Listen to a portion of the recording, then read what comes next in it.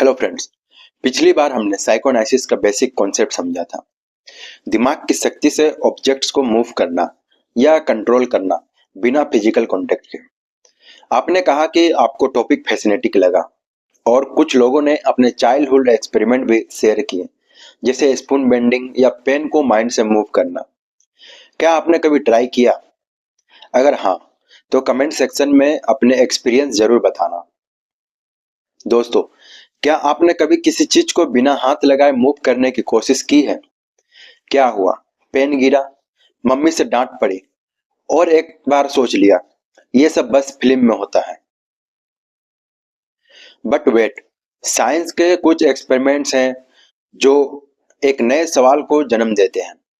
हो सकता है हम सब एक पोटेंशियल माइंड पावर के सर पर बैठे हैं जो हम समझ नहीं पाए। तो चलिए, आज के इस इंटरेस्टिंग एपिसोड में हम एक्सप्लोर करते हैं एक नए एंगल से। क्या साइकोएनालिसिस साइंस के लिए एक मिस्ट्री है जो सोल्व हो सकती है? सबसे पहले बात करते हैं एक नए पर्सपेक्टिव की। क्या साइकोएनालिसिस सिर्फ ऑब्जेक्ट्स को मूव करने तक लिमिटेड है? मॉडर्न थ्योरीज ये मानते हैं कि अगर साइकोएनालिसिस रियल है तो शायद इसका एक एप्लीकेशन टेक्नोलॉजी और एनर्जी कंट्रोल में हो सकता है। इमेजिन करो, बिना किसी बटन को दबाए लाइट ऑन करना या बिना रिमोट के एसी का टेम्परेचर एडजस्ट करना, सिर्फ अपने माइंड पावर से। और अगर यह फ्यूचर पॉसिबल है तो सोचिए, आपके फोन चार्ज हो जाए बिना चार्जर लगाए, सिर्फ एक थॉट से। Sound like a magic, right? But researchers कह रहे हैं कि अगर साइकोएनालिसिस प्रूव होती है तो यह टेक्नोलॉजी ब्रेक थ्रू की एक शुरुआत हो सकती है। 2019 में एक न्यूरो साइंटिस्ट टीम ने एक एक्सपेरिमेंट किया था जिसमें पार्टिसिपेंट्स को कहा गया कि वो अपने ब्रेन वेव से एक वर्चुअल ऑब्जेक्ट्स को मूव करने की कोशिश करें। सरप्राइजली, कुछ लोगों का ब्रेन सिग्नल्स का असर वर्चुअल वर्ल्ड पर दिखने लगा। अब यह कोइंसिडेंस था या कुछ और? एक और एग्जांपल लेते हैं। नासा जैसे इंस्टीट्यूट अब माइंड कंट्रोल डिवाइस पे काम कर रहे हैं जिसमें ब्रेन सिग्नल्स को मशीन तक पहुंचाया जा रहा है। तो हो सकता है कि साइकोएनालिसिस सिर्फ एक इमेजिनेशन ना हो, पर एक इवोल्यूशनरी प्रोसेस हो जो अभी शुरू हो रही है। इंडिया में हमेशा से स्पिरिचुअल प्रैक्टिसेस और माइंड कंट्रोल का इम्पोर्टेंस रहा है। क्या आपने कभी सुना है कि योगिस और सेंस अपनी मेंटल कंसंट्रेशन से अपने आसपास का एनवायरनमेंट कंट्रोल कर लेते हैं? आयुर्वेदा और एंशिएंट इंडियन स्क्रिप्चर्स में भी मेंशन है कि मेडिटेशन और प्राणायाम के थ्रू माइंड पावर को इस लेवल तक ट्रेन किया जा सकता है। अगर यह सही है तो क्या साइकोएनालिसिस एक लॉस्ट आर्ट है जो हम मॉडर्न दुनिया में भूल गए हैं? अब आते हैं दूसरी तरफ, एस्केप्टिज्म की। साइकोएनालिसिस का सबसे बड़ा चैलेंज है प्रूफ।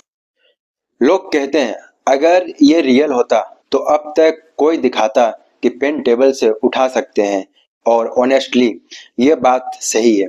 जब तक कोई कंक्लूसिव एविडेंस नहीं मिलता है तब तक साइकोएनालिसिस एक इमेजिनेशन ही रहेगा।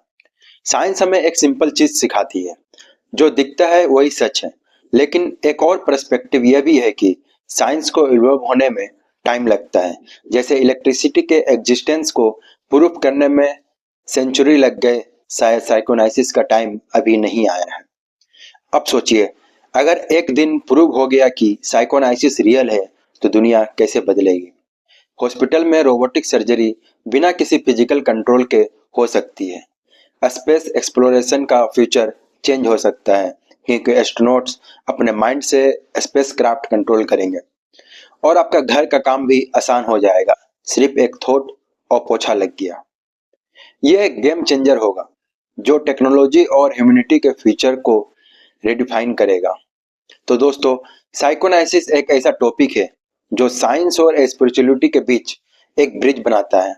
हो सकता है ये एक रियलिटी हो जो हम समझ नहीं पाए, या शायद एक इल्यूजन हो जो इमेजिनेशन को फ्यूल करता हो। लेकिन एक बात पक्की है, ये हमें इंस्पायर करता है कि हम अपने ब्रेन की शक्ति को एक्सप्लोर करें और समझें, क्योंकि चाहे साइकोएनालिसिस रियल हो या नहीं, ह्यूमन माइंड की पोटेंशियल लिमिटलेस है और जब तक उसे एक्सप्लोर करते रहेंगे तब तक नए आइडियाज और डिस्कवरीज होते रहेंगे। आपके थॉट्स क्या हैं? क्या साइकोएनालिसिस एक पॉसिबिलिटी है या बस एक कहानी? मुझे कमेंट में ज़रूर बताएं और चैनल को सब्सक्राइब करना ना भूलें, क्योंकि आगे हम और भी इंटरेस्टिंग और माइंड ब्लोइंग टॉपिक एक्सप्लोर करते रहेंगे। आपको ये वीडियो कैसा लगा कमेंट में ज़रूर बताएं। आपका सपोर्ट ही हमारी मोटिवेशन है। Thank you.